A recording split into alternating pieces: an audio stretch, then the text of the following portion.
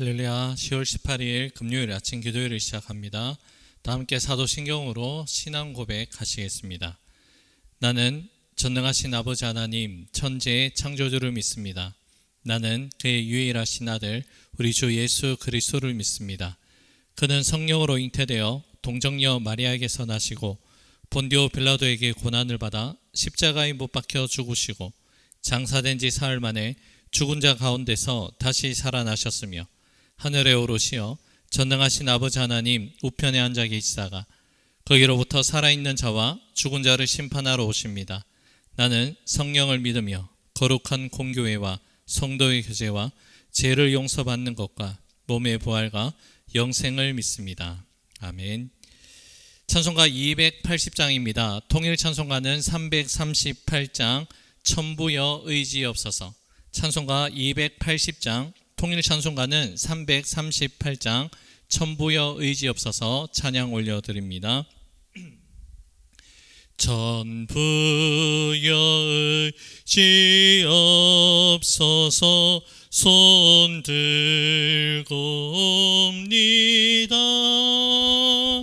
주 나를 외면하시면 나 어디 가리까. 내 죄를 씻기 위하여 피 흘려 주시니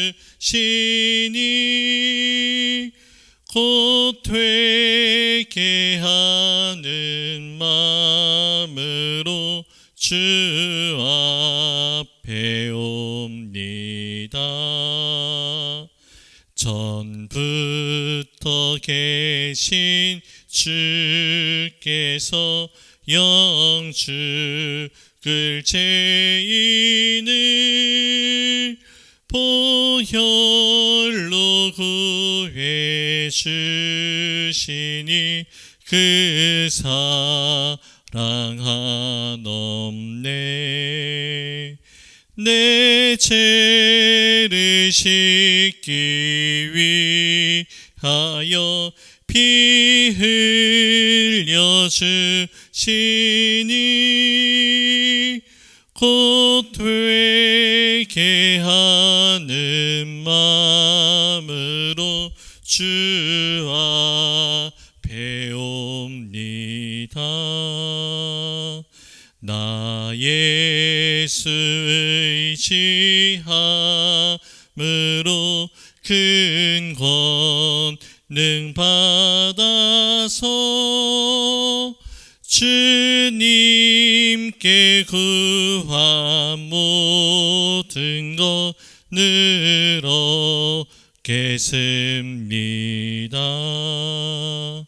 내 죄를 씻기 위하여 피 흘려 주시니 곧 되게 하는 마음으로 주 앞에 옵니다.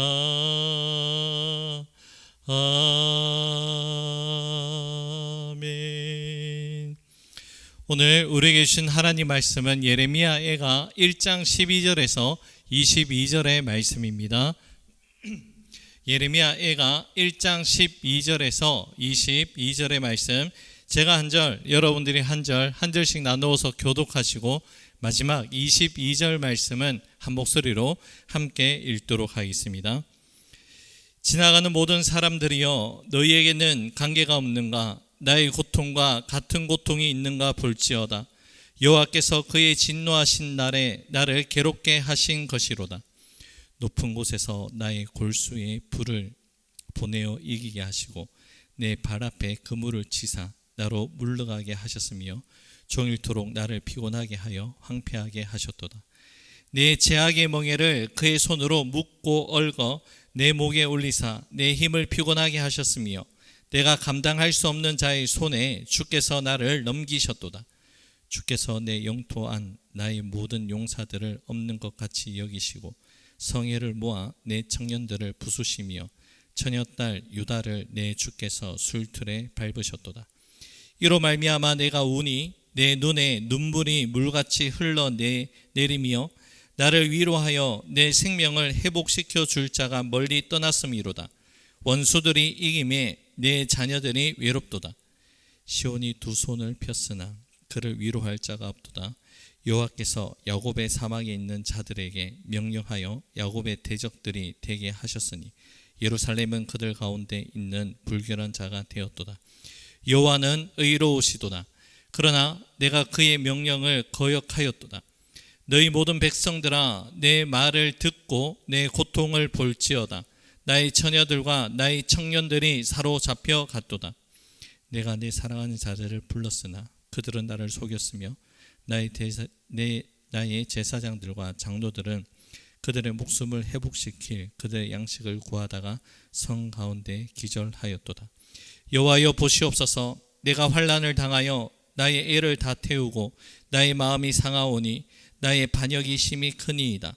밖에서는 칼이 내 아들을 빼앗아 가고 집 안에서는 죽음 같은 것이 있나이다.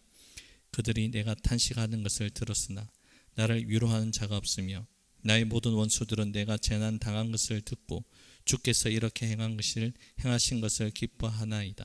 그러나 주께서 그 선포하신 날을 이르게 하셔서 그들이 나와 같이 되게 하소서. 함께 읽습니다. 그들의 모든 악을 주 앞에 가지고 오게 하시고 나의 모든 죄악들로 말미암아 내게 행하신 것 같이 그들에게 행하옵소서. 나의 탄식이 많고 나의 마음이 병들었나이다. 아멘.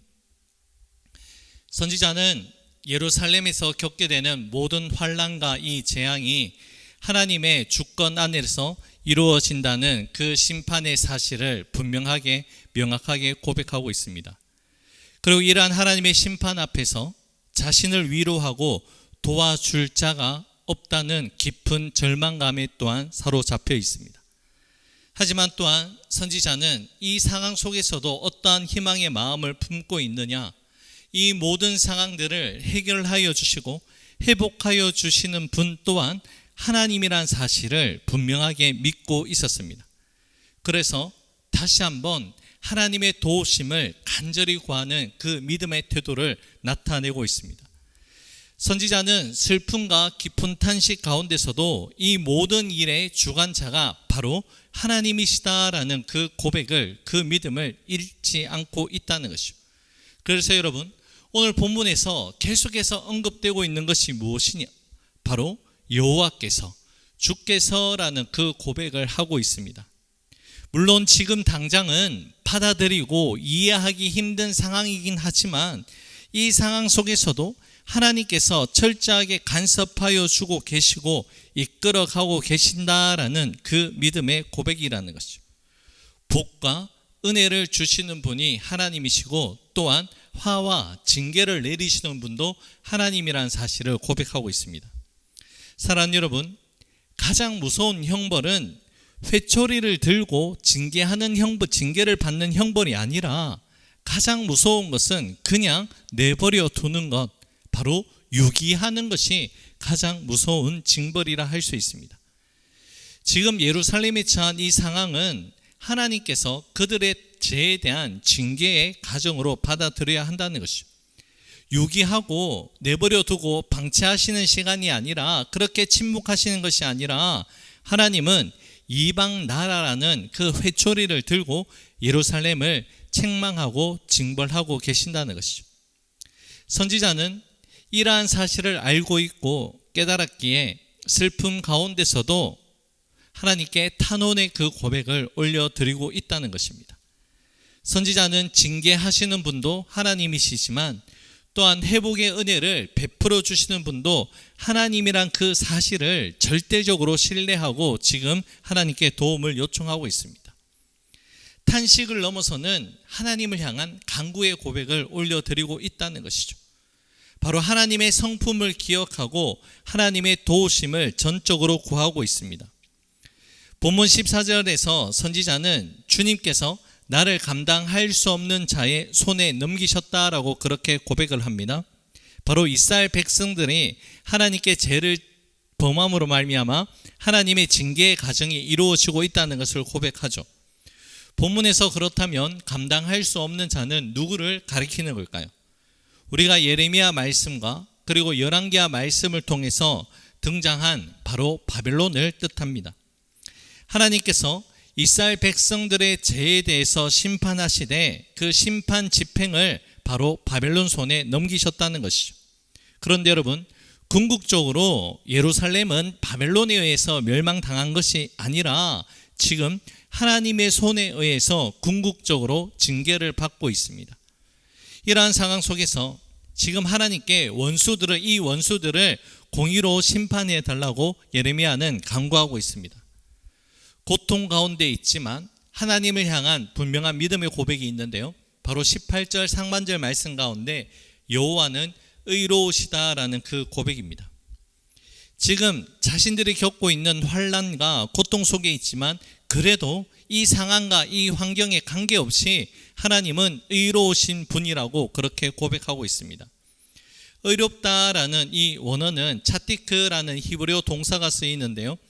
그 의미는 정확한 기준에 따라서 생각하시고 결정한다라는 그 뜻을 가집니다. 흔들림이 없는 원칙과 기준으로 평가하시는 하나님이 바로 의로우신 하나님이라는 그 고백이라는 것이죠.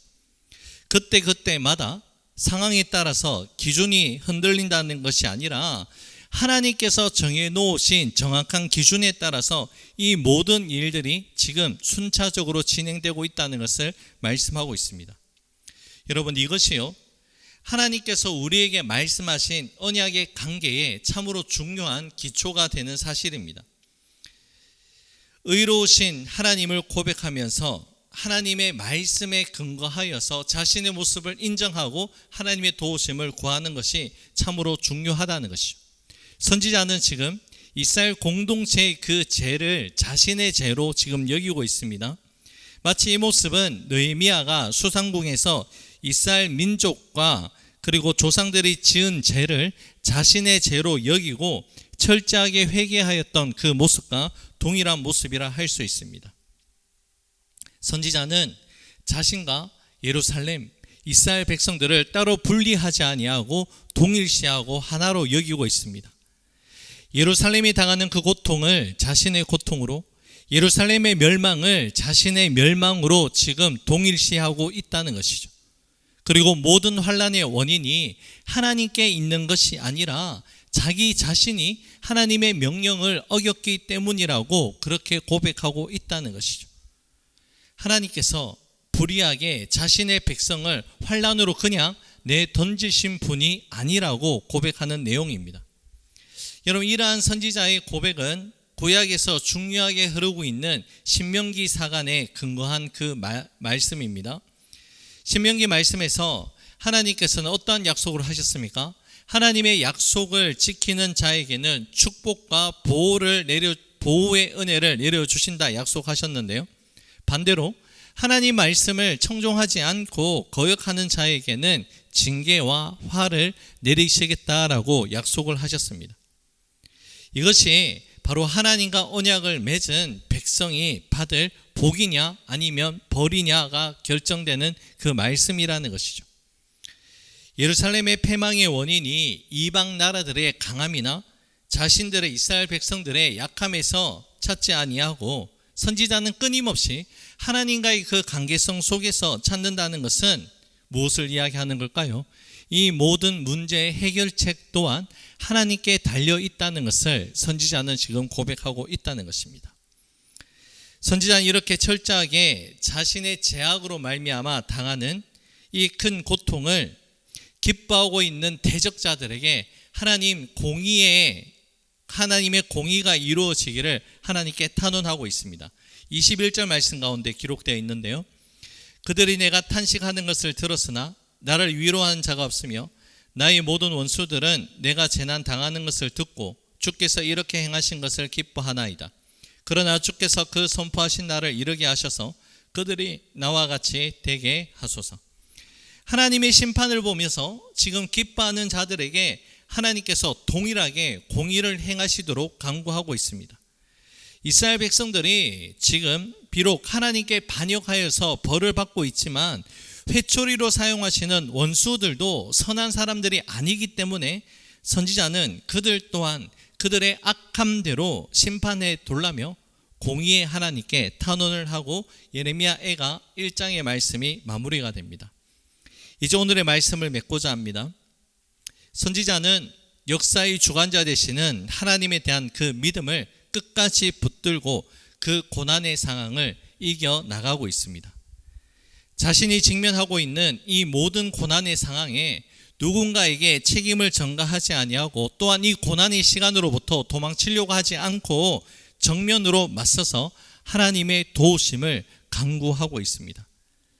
우리들 또한 우리 앞에 직면해 있는 여러 가지 상황, 문제, 고난이라는 상황 속에서도 함께하여 주시는 하나님께 우리의 마음을 아뢰일 수 있고 지금도 신실하게 역사하여 주시는 의로우신 하나님으로 말미암아 기뻐하고 감사할 수 있는 저와 여러분들의 삶이 될 수 있기를 우리 주님의 이름으로 축복합니다. 기도하겠습니다.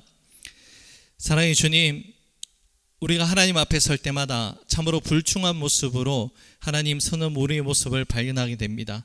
하지만 주님, 신실하신 하나님의 사랑으로 말미암아 우리에게 다시 한번 긍휼의 은혜를 베풀어 주셔서 의로우신 하나님으로 인하여 기뻐하고 감사할 수 있는 우리의 삶들이 될 수 있도록 은혜를 다하여 주시옵소서. 모든 것 주님께 감사드리오며 예수님 이름으로 기도 올려 드립니다. 아멘.